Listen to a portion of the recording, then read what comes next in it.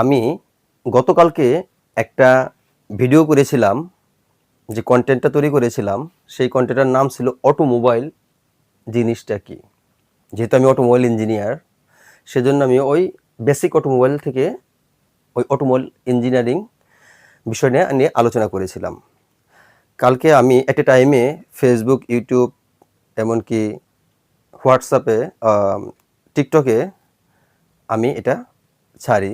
তখন আমার ফেসবুকে আমার পরিচিত এক ভাই আমাকে কমেন্ট করেছেন যে জব ছাড়লে কেন, মানে চাকরি ছাড়লেন কেন। মানে এই প্রশ্নটা হচ্ছে একটা লাইফ চেঞ্জিং একটা কোশ্চেন, মানুষের লাইফে একটা পরিবর্তনের একটা কোশ্চেন। আপনাকে অনেক ধন্যবাদ এই সুন্দর একটা প্রশ্ন করার জন্য। দেখুন,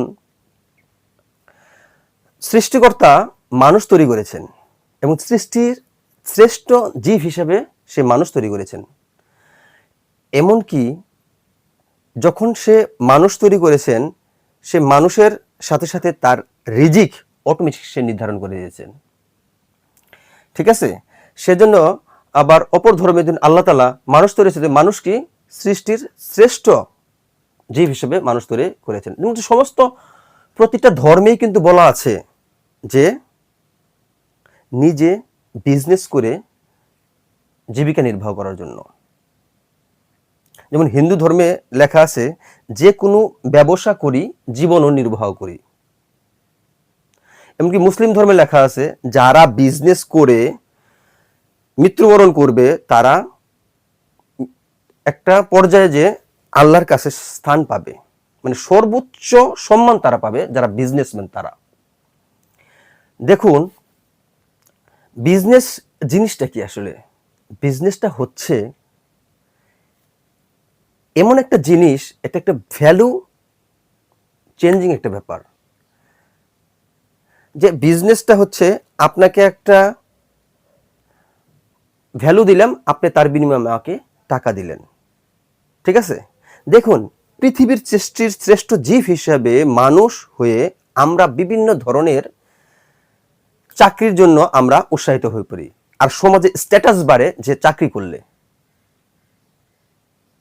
আমাদের এডুকেশন ব্যবস্থা ঠিক এরকমই, যে একটা নির্দিষ্ট গণ্ডি পার হওয়ার পরে ভালো একটা এডুকেশন নেওয়ার পরে আমাকে ছুটতে হবে অন্যের কাছে তার কাজগুলো করে দেওয়ার জন্য।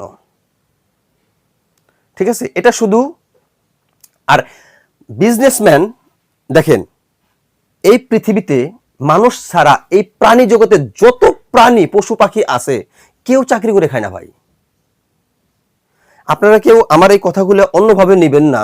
দেখেন, এই সৃষ্টি জগতের মানুষ ছাড়া অন্য কোনো প্রাণী কোনো চাকরি করে খায় না। দেখেন, একটা পশু পাখি, কীট পতঙ্গ, সবাই রাত্রে সকালে ঘুম থেকে ওঠার পরে সে তার খাবারের উদ্দেশ্যে অন্বেষণে বেরিয়ে পড়ে, সারাদিন খাবার সংগ্রহ করে রাত্রে ফিরে তার পরিবার পরিজনদের নিয়ে খাবার খেয়ে আবার রাতে ঘুমায়। কেউ কিন্তু চাকরি করে না। দেখুন, চাকরি জিনিসটা কি আমি একটু খুব সংক্ষেপে আপনাকে বুঝাবো জিনিসটা।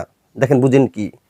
দেখুন, আপনি যদি মাসিক বেতন 60,000 টাকা পান, তাহলে দেখবেন যদি মাসে 30 দিন ধরি, আমি একটা উদাহরণ দিচ্ছি আপনাকে সুন্দরভাবে বোঝার জন্য। মাসে যদি 30 দিন হয়, 30 দিনে আপনি যদি পার ডে হিসাব করলে হয় 60,000কে 30 দিয়ে ভাগ করলে 2,000 টাকা পার ডে ইনকাম, আপনার 2,000 টাকা।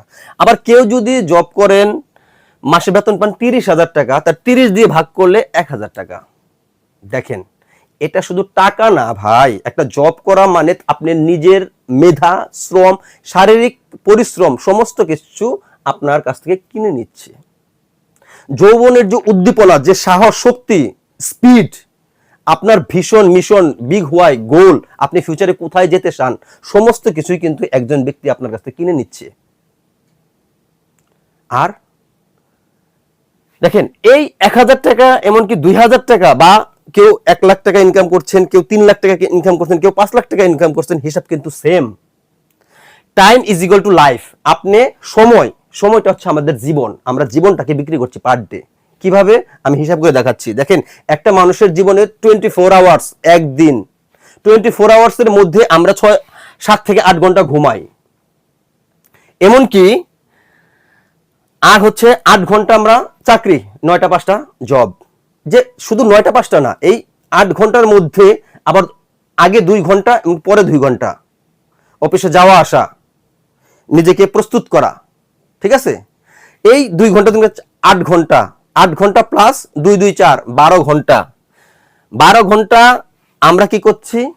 অফিস পারপাস ইউজ করছি। এমনকি 8 ঘন্টা ঘুমাচ্ছি, আর বাকি থাকলো মাত্র 4 ঘন্টা। এই 4 ঘন্টার মধ্যে কি করছি? আমি আমার নিজেকে সময় দিচ্ছি, আমার ফ্যামিলিকে সময় দিচ্ছি, এমনকি আমার সারাউন্ডিং এর যে কাজগুলো আছে সেই কাজগুলো অনলি ফর 4 আওয়ার্সে আমরা কমপ্লিট করছি। দেখুন, বিজনেস এটাই, যেটা হচ্ছে অন্যের কাছ থেকে সময়, মেধা, শ্রম, তার শারীরিক উদ্দীপনা এটাকে কেনা নেওয়া। আর জব মানে এটাই যে আপনার শ্রম, মেধা, আপনার শারীরিক শক্তি, যৌবনের উদ্দীপনা সমস্ত কিছু আপনি অন্যের কাছে বিক্রি করলেন, ঠিক আছে? যদি আপনার একটা বিগ হোয়াই, বিগ প্ল্যান থাকে যে আমি বড় হয়ে অনেক বড় বিজনেস করব, ভালো এডুকেশন নিব, এমনকি আমার বাচ্চাকে আমি, দেখুন, আপনি ইচ্ছা করলে আপনার বাচ্চাকে প্রাইমারি স্কুলে পড়াতে পারেন, ইচ্ছা করলে আপনার বাচ্চাকে ইংলিশ মিডিয়ামে পড়াতে পারেন। It's up to you. আপনার ডিসিশন, আপনি আপনাকে ফ্যামিলিকে কিভাবে মেনটেন করবেন। আপনি বড় বিজনেসম্যান হবেন, নিজে সেলফ ইন্ডিপেন্ডেন্ট হবেন, নাকি অন্যের চাকরি করবেন, এটা সব কিছু আপনার উপরে ডিপেন্ড করে। সেজন্য সৃষ্টির সেরা জীব হিসাবে, মানুষ হিসাবে নিজেকে সেলফ ইন্ডিপেন্ডেন্ট হওয়াটাই উত্তম। আমি আমার এই বয়সে অনেকেই দেখেছি যারা নিজে একটা প্রতিষ্ঠান তৈরি করতে পারে, একটা বিজনেস প্রতিষ্ঠান তৈরি করে একটা কোম্পানি তৈরি করতে পারে। তারা তাদের এই অনলি ফর সাহসটার জন্য যে আমরা কি করব, পারবো কি পারবো না, বিজনেস কি কমপ্লিট করতে পারবো, বিজনেস কি সার্ভাইভ করতে পারবো নাকি, নিজেকে ডেভেলপ করতে পারবো কিনা, এই শুধু অনলি এই ভয়টার জন্য তারা বিজনেস ড্রাইভ দেয় না। তারা ইচ্ছা করলে একটা একটা কোম্পানি তৈরি করতে পারে। দেখুন, ফার্স্ট অফ অল এই 1000 বা 2000 টাকা, 5000 টাকা ইনকাম, দেখেন 1000 টাকা একটা রিস্কালো 1000 টাকা ইনকাম করতে পারে পার ডে।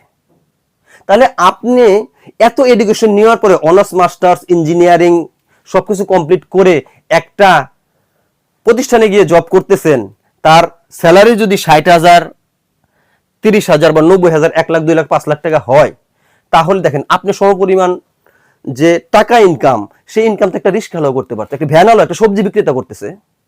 দেখুন, দিন শেষে টাকাই মেন।